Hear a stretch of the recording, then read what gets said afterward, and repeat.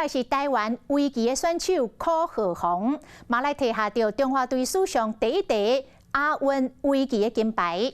讲这个囡仔自细汉就真巧，5岁开始学行棋，11岁伫世界智力运动会摕到银牌。讲厝内规厝间拢是伊细汉到大汉参加围棋比赛的奖杯。做爸爸的为这个后生感觉真骄傲。讲后生一路行来，其实嘛真辛苦。14岁开始，为着要到棋院来练棋，逐工为新竹到台北来通勤，安尼通勤6年，嘛总算有今仔日的好成绩。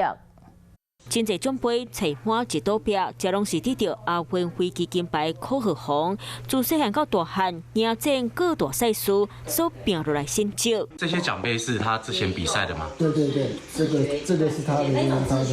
柯爸爸若讲到家己的囝，心情就真乐痛，对后生是满满的骄傲。蛮多朋友也都有在关注，那大家都觉得很高兴。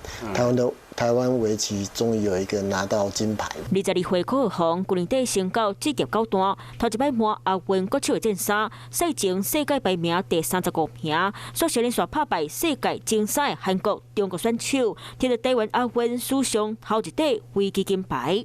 他算是围棋滋养大的小孩，那他也有很开心的学校生活。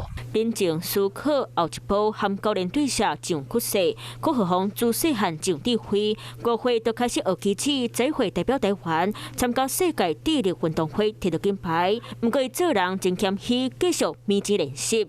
14岁申请伫咧厝家己学，逐工通勤坐高铁，为新竹到台北练棋子。15岁时就要拍败职业棋王。其实我们都觉得很辛苦，不过我觉得他好像还蛮乐在其中的。